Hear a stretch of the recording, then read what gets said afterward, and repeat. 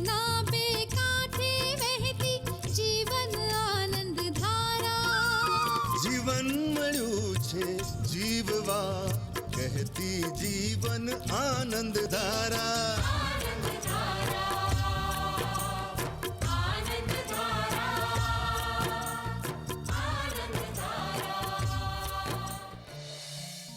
સુમન બહાર આવતો. બોલો પપ્પા. બેસ. અમે લોકો નવસારી ગયા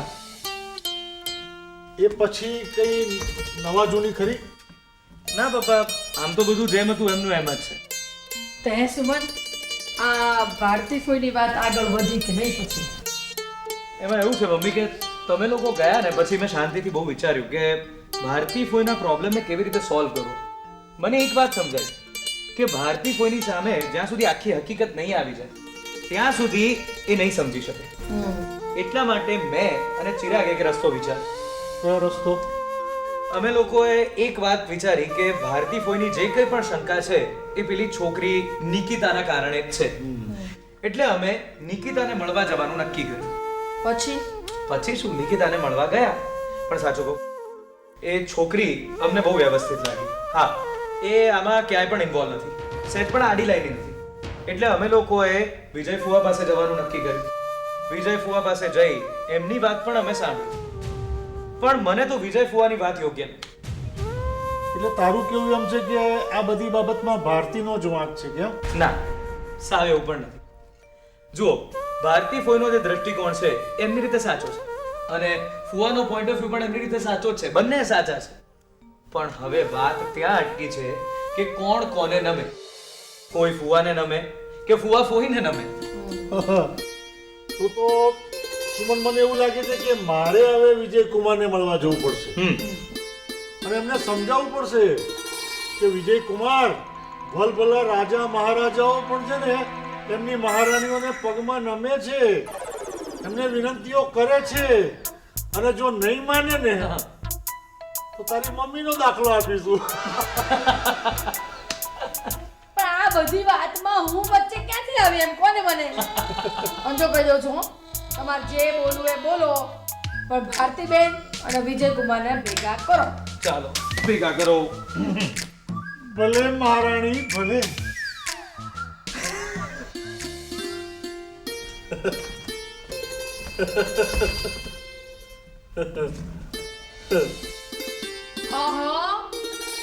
શું વાત છે? ફોનમાં આમ જોઈ જોઈને મને ખસો છો. સુશીલા અહીંયા બેસ. એક વાત કહું. બોલો બોલો. તું મને છે ને આમ આઈ લવ યુ કે તો કેવું લાગે? શું બોલો છો? હવે આ ઉંમરે તમને આ બધું નથી સોતું. આમ આઈ લવ યુ કહેવાના અભરખા જાગ્યા છે તે. કેને આઈ લવ યુ કે તો કેવું લાગે? જાવ ને હવે તમને શું હોય? અરે આ બધું છે ને આજકાલના જવાનિયાઓને એકબીજામાં વિશ્વાસ પેદા કરવા માટે બોલવાની જરૂર પડે.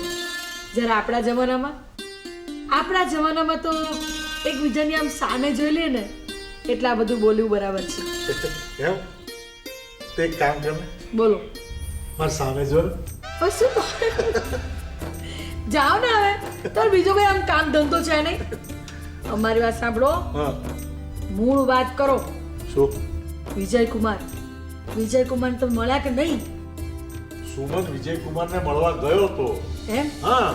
પછી એમ વિજયકુમારે સારી રીતે વાત કરી? તને શંકા ગઈ ને? હા. મને પણ શંકા ગયેલી કે સુમન ગયો તો છે પણ વિજયકુમાર એની સાથે સારી રીતે વાત કરશે ને, હા. એનું અપમાન તો નહીં કરે ને. પણ સારું થયું, એવું કશું થયું નહીં. હે? હા.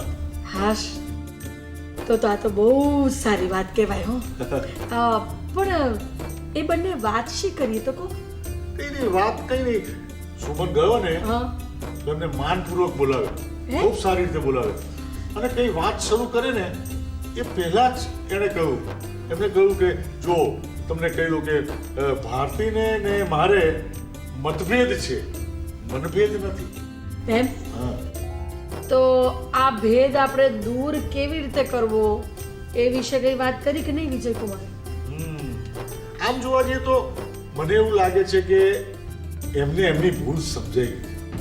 હા, એમની ભૂલ માટે એમને પસ્તાવો પણ છે. પણ આપણા ભારતીબેન હવે થોડું માની જાય, સમજી જાય, હા, તો વાત ઉકલી જાય. ભારતીબેન હા અને પાછા આમ સમજી જાય. હા વાત જાણે એમ છે ને કે ભારતીબેન રહ્યા તો તમારા બેન ને એમ આમ કઈ માને એવા નથી. માનવું જોઈએ. હું નથી માની જતો. તારી વાત તું મને કેવી બધી નથી માની જતો.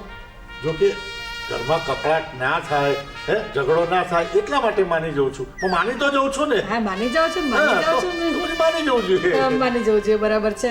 હવે આપણી વાત આપણે પછી કરીએ.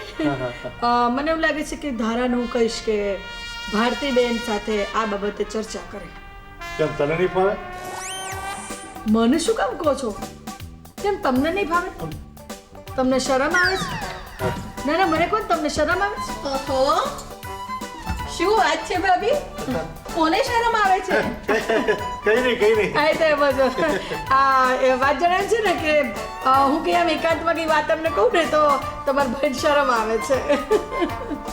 ના ભાભી, તમે મારાથી કોઈ વાત છુપાવી રહ્યા છો. ભારતીબેન, સુમન છે ને એ વિજય કુમારને મળ્યો હતો. પછી મળ્યા? હા, મળ્યા, વાત કરી. સાચું કહું તો એમને ખૂબ પસ્તાવો છે. એમને આ બધું જે બન્યું છે એ ગમ્યું નથી. પણ હવે તારે પણ માની જવું જોઈએ. મને ચોક્કસ લાગે છે કે હવે ક્યારે તારું અપમાન નહીં કરે. ભાઈ, વાત ખાલી અપમાનની નથી. ખબર છે, વાત ખાલી અપમાનની નથી, વર્તનની છે. આ વાત વર્તનની છે. એ જાણે છે, ભલે એ ફિલ્મ લાઈનમાં હોય, પણ એમને સમજવું જોઈએ કે કેટલાક દ્રશ્યો માત્ર ફિલ્મ જ સારા લાગે. ભારતીબેન, સુમન અને ચિરાગ એ બંને નિકિતાને મળ્યા છે અને નિકિતાએ પ્રોમિસ પણ કર્યું છે કે હવેથી એવું કોઈ વર્તન નહીં કરે જેથી તમને દુઃખ થાય. અને એને કહ્યું છે કે મારી ભૂલ છે, મને સમજાઈ ગઈ છે. હા ભાભી, ધારા પણ મળવા એમને ગઈ હતી અને એ પણ એમની પાસેથી પ્રોમિસ લઈને આવી છે. તો ઘણી સારી વાત કહેવાય ને. હા, તો ભારતીબેન, હું શું કહું છું કે તમે બંને હવે આમ એકાંતમાં મળો ને. ભારતીબેન, આ તો આપણો પુરુષ પ્રધાન દેશ છે અને પુરુષ પ્રધાન દેશમાં જ્યારે પુરુષ પોતાની ભૂલ સ્વીકારીને માફી માંગીને મળવા આવે ને ત્યારે સ્ત્રીએ મન મોટું રાખીને માફ કરી દેવું છે. કારણ કે પછી એવું ન થાય કે પોતાની જીદમાં ને જીદમાં એનો પતિ એના હાથમાંથી નીકળી જાય. એટલે મને એવું લાગે છે કે તમે એકાંતમાં ક્યાંક મળો. અને એવું લાગે તો થોડા દિવસ બહારગામ ફરી આવો, 4-5 દિવસ ફરી આવો. એટલે રસ્તામાં શું છે, તમારા વાતો કરતા કરતા તમારા પ્રશ્નોનો ઉકેલ પણ આવી જાય. શું બોલે તમે? શું બારગામ? એમ હા, કઈ બારગામ નથી જવાનું. આમ બારગામ બંનેના ફરવા જાય અને રસ્તામાં આમ વાતો કરતા કરતા આમ પ્રશ્ન ક્યાંક ગૂંચવાઈ ગયો, બેના લડી પડ્યા સામે, તું મેં થઈ ગઈ તો જવાબદારી કોણ લેશે? કોઈએ બારગામ જવા નથી. અહીંયા જ અહીં ચર્ચા કરવાની છે આપણા ઉપર રૂમમાં. પણ બારગામમાં શું બારગામમાં? તમારા ભાઈને બહુ ચસ્કા છે બારગામ જવાના. ભાભી તમે શાંત થાઓ. જો તમે બંને જણા આટલી ખાતરીપૂર્વક કહો છો ને તો હું એમને મળી આવીશ બસ. અને બીજી કોઈ વાત નહીં કરું, નહીં તો પાછા તમે જ કહેશો કે ભારતી બહુ બોલે. કેટલી સમજદાર છે મારી બેન, જરા શીખ. એમ થોડું તમે શીખો.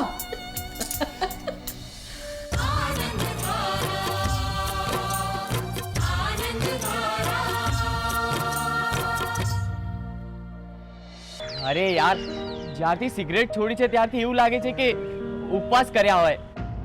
હવે તો ડોક્ટરની ટ્રીટમેન્ટ પણ શરૂ કરાવી દીધી છે, પણ યાર બધું જ બંધ થઈ ગયું છે. હવે તો દર અઠવાડિયે જુલાબ લેવો પડે છે. ઓહ, હાય જય, સાંભળી તારી વાત કે દર અઠવાડિયે તારે જુલાબ લેવો પડે છે તો સારું જ છે ને. બાકી તારી સિગરેટની જે આદત છે ને એનાથી તારા ફેફસા બગડી ગયા હોત અને તને ટીબી પણ થઈ ગયો હોત અને છેલ્લે તારે દવાખાનામાં ચક્કરો મારીને ઇન્જેક્શન લેવા પડ્યા હોત. સમજ્યો? એ શિવાની, તું મને આમ કાયમ બીવડાવીશ ના યાર. તો બીવું તો પડે જ ને. ખરાબ આદતો, ખરાબ વ્યસનો, એનાથી તો ડરવું જ જોઈએ. હું એમ જ માનું છું. તને ખબર છે કે વ્યસનોને જેટલી વાર નથી લાગતી ને લાગતા એટલી એને છોડતા વાર લાગે છે. Hi friends. હાય. આજે ફરી તું મોડો. સોરી યાર, પણ શું કહું, આજે તો હું ઘરેથી નીકળ્યો અને એટલું શું અને મારી પેટ્રોલ ખલાસ થઈ ગયું ત્યાં ભરાવા ગયો તો લાઈનમાંથી જો નીકળ્યો ટ્રાફિકમાં તો કેવી વાર લાગે તને ખબર છે ને. બાકી હું ક્યારે મોડો પડું જ નહીં. બસ પંકજ બસ, અમને બધાને ખબર છે. ઓકે. બાય ધ વે, તમે લોકો શેની ચર્ચા કરી રહ્યા હતા? અરે યાર, જ્યાંથી સિગરેટ છોડી છે ને ત્યાંથી ટોયલેટ બંધ થઈ ગયું છે મારું. અરે ભાઈ, સિગરેટ ને અને આને શું લેવા દેવા હે? અરે આ તો બધો મનનો વહેમ છે, વહેમ. જ્યારે સિગરેટ પીતા હતા ને ત્યારે એવું લાગતું હતું કે ફ્રેશ થવા માટે માત્ર એક જ ઉપાય છે, પણ હવે જ્યારે એને છોડી છે તો હવે ખબર પડવી જોઈએ કે તંદુરસ્ત રહેવાનો પણ આ એક જ ઉપાય છે. હા, હવે પેલો ગોપાલ જોયો ને કેવો હીરો જેવો ફરતો હતો અને અત્યારે એની હાલત કેવી થઈ ગઈ છે. અરે એ તો ચેન સ્મોકર હતો, સતત સિગરેટ પીધા કરતો હતો. અને હવે એની હાલત ખરાબ થઈ ગઈ છે. હવે સતત ઇન્જેક્શનો લેવા પડે છે. એને ઉધરસ નથી બંધ થતી અને એને હવે જાતના ઇન્ફેક્શનો લાગી ગયા છે. પણ શિવાની, આપણે એને રાજેશની જેમ જ બચાવી લેવાનો છે. જો પંકજ, આપણે એને છે ને બચાવવાનો પૂરતો પ્રયત્ન કરીશું, પણ સૌથી પહેલા એને પોતાની સિગરેટની આદતોને છોડવી પડશે. પણ અત્યારે ક્યાં બધી આદતો એને પાછળ પડી શકે છે? તો અત્યારે એ આદતોને ભૂલી પણ ક્યાં શક્યો છે? અને સૌથી પહેલા તો એને સંકલ્પ કરવો પડશે કે આ બધી આદતો અને બધા જ વ્યસનોને એને છોડવા પડશે. બસ. અને એના માટે આપણે બધા મળીને એને સમજાવીશું. એવા દર્દીઓના દાખલા આપીશું કે જે લોકો તંદુરસ્ત થયા પછી પણ વ્યસનથી દૂર રહ્યા છે અને સંયમી જીવન જીવી રહ્યા છે. પંકજ, માણસને દુશ્મન કરતાં વધારે મોતનો ડર લાગતો હોય છે. કોઈને મરવું ગમતું નથી અને કમોતે તો ક્યારેય નહીં. અને એટલે જ જ્યારે વ્યક્તિને એમ લાગતું હોય છે ને કે એની ખરાબ આદતો, ખરાબ વ્યસનો એને મારી નાખશે, ત્યારે મજબૂર થઈને એને છોડે છે. હા, સાચી વાત છે. રાજીઓ આપણને ડ્રગ્સ લેવા માટે કેટલી રિક્વેસ્ટ કરતો હતો, કેટલી વિનંતીઓ કરતો હતો, પણ જ્યારથી શિવાનીએ સમજાવ્યો ત્યારથી સુલેમાન સુધર ગયા. તો સારું જ થયું ને કે રાજેશ આજે એક નોર્મલ લાઈફ જીવે છે. અને એ તો જીવે જ છે, સાથે તમને ખબર છે કે એના મામાના છોકરાનો એક્સિડન્ટ થયો છે, એટલે એને સલાહ આપવા અને એને સાચવવા માટે નવસારી પહોંચી ગયો છે. પણ હવે આપણે કોલેજ પહોંચી જઈએ, નહીંતર આપણે ફેલ થઈ જઈશું. હા, પણ આવતીકાલે સમયસર પંકજ, સમજો તું? આપણે સમયસર મળીએ. સારું, ચલો હવે કાલે મળીશું. Okay, by. સુમન, તમે આજે ઓફિસેથી વહેલા આવશો? કેમ? આજે મારી સાથે નિરાંતે લાંબો ઝઘડો કરવો છે તારે? સુમન, શું તમે પણ? હું તમારી સાથે ઝઘડું છું? જો રીટા, તું જે કરે છે એને જો તું પ્રેમ કહેતી હોય તો પછી ઝઘડો કોને કહેવાય એ મારે શોધવું પડશે. સુમન, તમે પણ શું? તમને મારા પ્રેમની કદર જ નથી. એમાં એવું છે ને રીટા કે હમણાં જમીનના ભાવ બહુ વધી ગયા છે. તારા પ્રેમની કદર કરવી હોય ને તો મારે તાજમહેલ બંધાવવો પડે અને એટલા પૈસા મારી પાસે નથી. સુમન, તમે મારી મજાક ના ઉડાવો. હું પૂછું છું એનો જવાબ આપો ને. તમે આજે વહેલા આવશો કે નહીં? અરે પણ તારે મારું શું કામ છે? મારી મમ્મી પાસે જવું છે. તારી મમ્મી પાસે? મને લઈને મને માર ખવડાવો? શું તમે પણ? મારી મમ્મી શું કામ તમને મારે? એ વાત સાચી. તારી મમ્મીને તારા પપ્પાને મારવામાંથી ફુરસત મળે તો મને મારે ને. સુમન, મજાક બંધ કરો. મારી મમ્મી કઈ મારા પપ્પાને મારતી નથી. તારી મમ્મી કઈ તારા પપ્પાને મારતી નથી, પણ એમની પાસે આખા ગામમાં માફીઓ મંગાવે. બસ હવે. મારા પપ્પા તમારા ઘરમાં આવીને માફી શું માંગી ગયા? બધા ખુશ થઈ ગયા છે. એવું હોય? અરે અમે શું કામ ખુશ થઈએ? હા, ઉલટાનું મને તો ખૂબ દુઃખ થયું કે એમણે તારી મમ્મીના વર્તનને કારણે માફી માંગવા આવવું પડ્યું. પણ મને એવું લાગે છે રીટા કે તારી મમ્મી આ જ રીતે બધે ઝઘડે છે ને તો તારા પપ્પાનું આખા દિવસમાં એક જ કામ હશે નહીં, બધાના ઘેર જઈને આઈ એમ સોરી માફી માંગ્યા કરવાનું. બસ હવે ઝુમન, મજાક બંધ કરો ને અને પૂછો એને જવાબ આપો. તમે સાંજે વહેલા આવશો કે નહીં? જો મારા જવાબનો આધાર એ તારે કયું કામ છે એની પર છે. સુમન, તમને તો ખબર છે ને કે લગ્ન ગાળો ચાલે છે, એટલે બધી જગ્યાએ સાડીઓના, ડ્રેસ મટીરિયલના સેલ ચાલે છે. તો મને એવું થયું કે મેં ઘણા સમયથી શોપિંગ નથી કરી, તો શોપિંગ કરું. તો પ્લીઝ તમે આવશો ને? સાડીઓ લેવાનું કામ છે નહીં? મને હતું જ કે એના વગર તું મને આટલો બધો આગ્રહ તો કરે જ નહીં. અરે પણ હમણાં જ તો તે આટલી બધી સાડીઓ લીધી છે, કબાટ ભરીને તારી પાસે ડ્રેસ મટીરિયલ્સ પણ એમના એમ પડ્યા છે. અને તને સાચું કહું, આ દુકાનદારો શું કરતા હોય છે ખબર છે? જેવો લગન ગાળો આવે ને એટલે તરત જ બોર્ડ મારી દે 50% સેલ. સાડી 1000 રૂપિયાની હોય પણ એની પર 3000 નું લેબલ મારી દેવાનું. અને પછી લોકોને તો એમ લાગે કે 1500 રૂપિયા ડિસ્કાઉન્ટ મળે છે, એટલે તમારા જેવી મૂર્ખી સ્ત્રીઓ 1500 રૂપિયાની લાલચ ત્યાં દોડી જાય, પણ સરવાળે 500 રૂપિયાનું નુકસાન કરી બેસે. સુમન, તમે પણ હવે પપ્પાની માફક ભાષણ આપવા માંડ્યા. તમે હોશિયાર અને અમે સ્ત્રીઓ મૂર્ખ. કેમ? અમે મૂર્ખ છીએ ને એટલે જ બધા પુરુષો અમારા પગમાં આવીને પડે છે. ના, તારી ભૂલ છે રીટા. પુરુષો સ્ત્રીઓના પગમાં એટલા માટે પડતા હોય છે કે ચેક કરવા માંગે છે કે એમના પગની પાનીએ એમની બુદ્ધિ છે ને તો એ હજુ ત્યાં છે કે પછી ત્યાંથી ઘસાઈ ગઈ છે. સુમન, જાઓ, હું તમારી સાથે વાત નહીં કરું. શું વાત કરે છે? ભગવાને મારી પ્રાર્થના સાંભળી લીધી? પ્રોમિસ કર કે તું મારી જોડે વાત નહીં કરે. હા હા, તમને તો નિરાશ થઈ જાય ને હું તમારી સાથે વાત ના કરું તો, પણ હું હવે સાચે જ વાત નહીં કરું. અરે રીસાઈ ગઈ. ચાલો કહો, મારે કેટલા વાગે આવવાનું છે? તમે સાચે જ આવશો? એકદમ સાચે, તારી મમ્મીના સમ. સુમન, શું તમે પણ? પાક્કું આવી જઈશ. હા, પણ પહેલા જવું પડશે. તો જાઓ.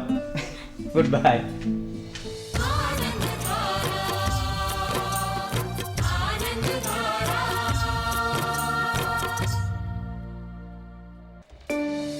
અરે સુશીલા, સુશીલા તે કઈ સાંભળ્યું? શું? ચમનલાલની વાઈફને કોઈ ગઠિયો છેતરી ગયો. એ હા, તેમાં રમીલા ભાભીને બહુ નવાઈ નહીં લાગી હોય. કેમ આમ બોલે? આ ચમનલાલ રોજ એમને છેતરતા હોય છે ને એટલે. એવું નથી, આજકાલ કેરોસીનની બહુ તંગી ચાલે છે, હા, એટલે રમીલા ભાભીએ ચમનલાલને કેરોસીનની લાઈનમાં ઊભા રાખ્યા. તે તો સારી જ વાત કહેવાય ને. હે, આ ઘરમાં કેરોસીન ના હોય તો કેટલી તકલીફ હોય. ત્યાં આમ ચમનલાલ આમ ગમે ત્યાં રખડ્યા કરતા હોય, એના કરતા સારું છે ને કેરોસીન લાઈનમાં ઊભા રહે. ઘરમાં થોડું કેરોસીન તો આવે. પણ કહું છું, મને એ વાત ના સમજાઈ કે એમાં રમીલા ભાભી છેતરાયા કઈ રીતે? અરે ભાઈ, આ ચમનલાલને કેરોસીનની લાઈનમાં ઊભા રાખ્યા. ત્યાં એક ગઠિયો હા, એમને ત્યાં જઈને ડબ્બો કેરોસીનનો અને 200 રૂપિયા લઈને જતો રહ્યો. શું વાત કરો છો? હા, આ ગઠિયો એ ચમનલાલના ઘરે પહોંચી ગયો? અરે પહોંચી ગયો તો પહોંચી ગયો, ખાલી ડબ્બો અને 200 રૂપિયા લઈને છૂમ અંતર થઈ ગયો. હા, આ તો જબરું થયું કહેવાય. હે, પણ પછી હું શું કહું છું કે આ રમીલા ભાભીને આ વાતની ખબર ક્યારે પડી? અરે ખબર પડી ને હા. એટલે રમીલા ભાભી દોડ્યા ત્યાં દુકાને. હા, દુકાન જઈને જોયું તો આ ચમનલાલ તો લાઈનમાં ઊભા રહેલા હતા. પછી બધી વિગતવાર વાત કરી હા, તો બોલ, ચમનલાલને તો ચક્કર આવી ગયા. તો આવી જ જાય ને. આ કઠિયાઓ મુઆ જબરજસ્ત હોય છો. આ કેવી કેવી તરકીબો અજમાવતા હોય છે જુઓ. એટલે જ કહું છું કે તારે સાચવવાનું છે. લે, હવે મારે શું સાચવવાનું? મારે તમને ક્યાં કેરોસીન લાઈનમાં ઊભા રાખવા છે? હું 3 દિવસથી લાઈનમાં ઊભો છું, એ વાત તદ્દન સાચી. અરે આવો આવો વેવાઈ, આવો આવો. હા, જય શ્રી કૃષ્ણ. જય શ્રી કૃષ્ણ વેવાઈ, આવો. બેસો, બેસો. 3 દિવસથી તમે કઈ લાઈનમાં ઊભા છો? અરે ભાઈ, સિનેમાની ટિકિટની લાઈનમાં ઊભો રહ્યો. દશરથલાલ, 3 દિવસથી લાઈનમાં ઊભો રહું છું, મારી બેટી ટિકિટ જ નથી મળતી. નવા જૂનીમાં શું છે? નવામાં તો તમાર વેવાઈ છે અને જૂનામાં હું છું. કેવું પડે? તારી આમ સાચું બોલવાની આમ નિખાલસ વૃત્તિ મને ગમી. હો હે ને? બાકી દશરથલાલ, સાચું કહું ને તો હું તો તમારા શાળાના દીકરા છે ને, આ ભાઈ રતન, રતન. આની ખબર પૂછવા આવ્યો છું. કેમ છે એને? સારું છે. હે, હોસ્પિટલમાં તબિયતથી ખાટલા ઉપર સૂતો છે. એને સારું કહેવાય? આમ કોઈક હોસ્પિટલમાં આમ તબિયતથી ખાટલા પર સૂતું એને સારું કહેવાય? એને કઈ ગમતું હશે આ બધું? તો તું કે એમને કેવું છે? નહીં વેવાણ એમની વાત સાચી છે ભાઈ સ્વાભાવિક છે કે ભાઈ પગે ફ્રેક્ચર થયું હોય તો ભાઈ ખાટલા પડ્યા આરામ જ કરવાનો હોય ને.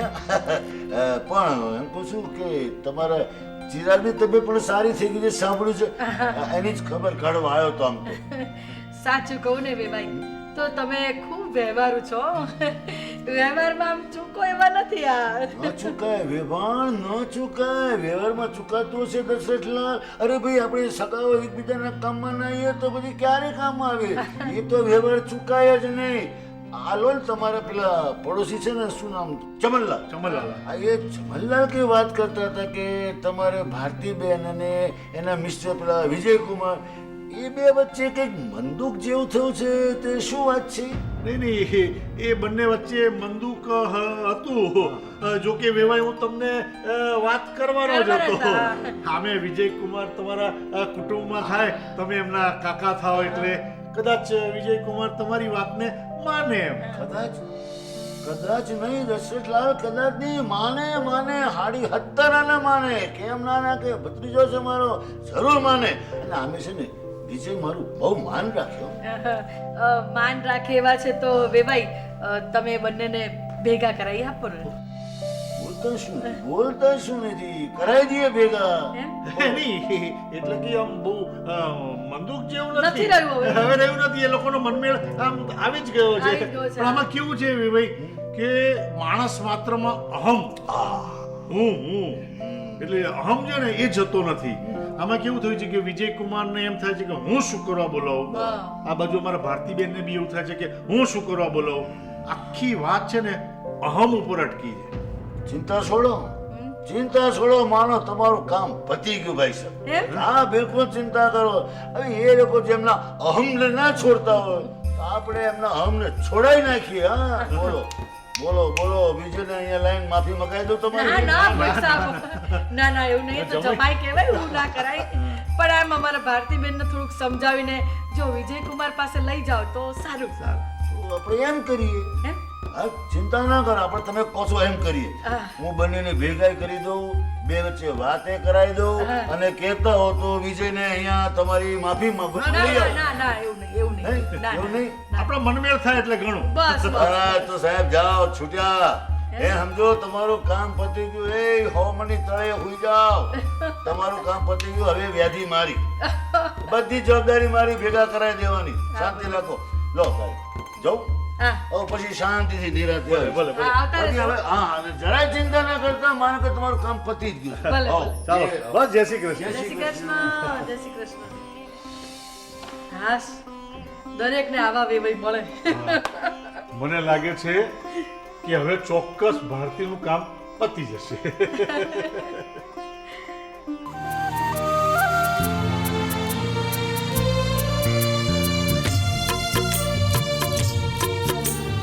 સુખ દુઃખ ના બે કાંઠે વહેતી જીવન આનંદ ધારા. જીવન મળ્યું છે જીવવા, કહેતી જીવન આનંદ ધારા.